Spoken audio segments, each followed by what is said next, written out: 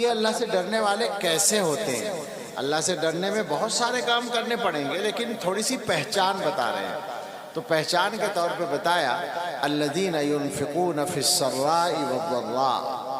پہلی پہچان تو ان کی یہ ہے کہ وہ جو اللہ سے ڈرتے ہیں وہ خرچ کرتے ہیں تنگی میں بھی اور کشادگی میں بھی، یعنی ان کے پاس پیسہ کم ہو تب بھی خرچ کرتے ہیں اور زیادہ ہو تب بھی کرتے ہیں۔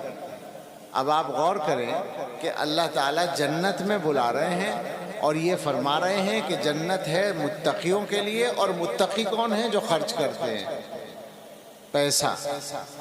کس پر؟ جس پر کرنا چاہیے، اپنے گھر والوں پہ خرچ کرتے ہیں، غریبوں پہ خرچ کرتے ہیں، مہمانوں پہ خرچ کرتے ہیں، مریضوں پہ خرچ کرتے ہیں، مستحقوں پہ خرچ کرتے ہیں، جہاں خرچ کرنے کا موقع ہے وہاں کرتے ہیں۔ تو پہلا مزاج یا پہلی پہچان یہ بتائی کہ مومن یا متقی آدمی جو اللہ سے ڈرنے والا ہے وہ خرچ کرتا ہے۔ اب آپ اندازہ لگا لیں کہ اگر کوئی مسلمان پیسہ بچا بچا کے رکھے، اس کے سامنے ایک غریب آدمی مر رہا ہے، غریب آدمی بیماری سے پریشان ہے، ایک غریب آدمی کے گھر میں آگ لگ گئی ہے، ایک غریب آدمی کی دوا کا انتظام نہیں ہو رہا ہے، اور آپ نے پیسہ بچا کے رکھ رکھا ہے، تو اس کا مطلب یہ کہ آپ اللہ سے نہیں ڈرتے، آپ متقی نہیں ہیں، آپ جنت میں جانے کا حقدار اپنے آپ کو نہیں دکھا رہے ہیں۔ ایک پہچان اور عجیب بتائی، وَالْكَاظِمِينَ الْغَيْظَ، اور متقی وہ ہیں جو غصے کو پی لیتے ہیں۔ کیا خیال ہے؟ دیکھا ہے کتنے مسلمان غصے کو پیتے ہیں؟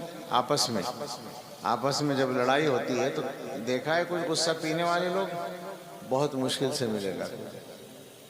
روزانہ غصے کی بنیاد پر گھروں کو خراب کرتے ہیں۔ گھر میں بیوی سے ذرا سی غلطی ہو گئی، جناب کو غصہ آ گیا، وہیں لڑائی ہو گئی، نہیں ہوتی؟ بچوں پہ غصہ آتا ہے، بچوں کو مار دیتے ہو، رشتہ داروں پہ غصہ آتا ہے، ان سے لڑائی کر لیتے ہو۔ تو غصہ پینے والا متقی ہوتا ہے، غصے کو دکھانے والا، غصے کی وجہ سے لڑنے والا یہ متقی نہیں ہے، یہ جنت کا زیادہ حقدار نہیں ہے۔ مسلمان ذرا غور کریں کہاں کھڑے ہیں۔ آگے فرمایا والعافین عن الناس، اور متقی وہ ہوتے ہیں جو لوگوں کو معاف کرتے ہیں۔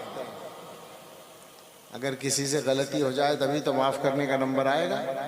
اب اگر کسی سے غلطی ہو جائے اور وہ معافی بھی مانگنے لگے تو کیا معاف نہیں کرنا چاہیے؟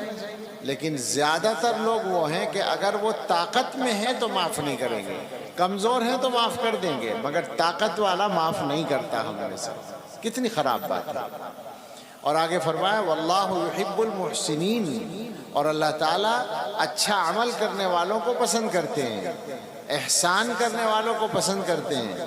اگر کسی آدمی سے آپ کے ساتھ کوئی زیادتی ہو گئی تو اسے معاف کر دو، اور اس سے بھی اعلیٰ درجہ ہے کہ اس کے ساتھ اچھا سلوک کرو۔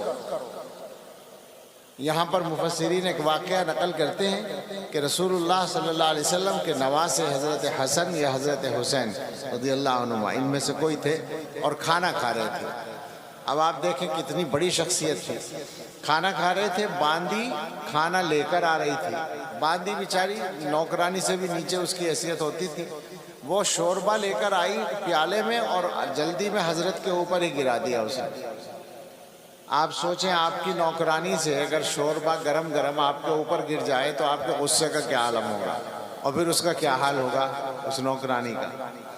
حضرت کو بھی غصہ آیا، ظاہر ہے جب گرم گرم شوربہ گرا تو غصہ تو آیا، غصے سے اس کی طرف دیکھا تو اس نے فوراً پڑھ دی آیت والکاظمین الغیظ،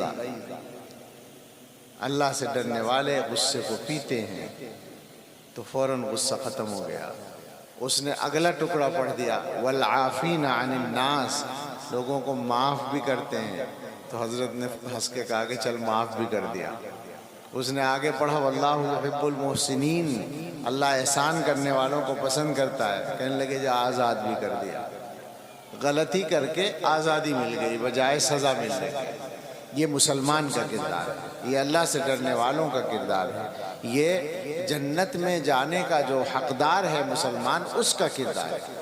آگے فرمایا والذین اذا فعلوا فاحشة او ظلموا انفسهم ذکروا اللہ فاستغفروا لذنوبهم، ایمان والے اور متقی لوگ، جنت میں جانے کے حقدار لوگ وہ ہیں کہ جب ان سے کوئی گناہ ہو جاتا ہے، بے حیائی کا کام ہو جاتا ہے، غلطی ہو جاتی ہے، یا اپنے اوپر کوئی زیادتی کر لیتے ہیں، یعنی چھوٹا بڑا گناہ کر لیتے ہیں، تو فوراً اللہ کو یاد کرتے ہیں اور اپنے گناہ کی اللہ سے معافی مانگتے ہیں۔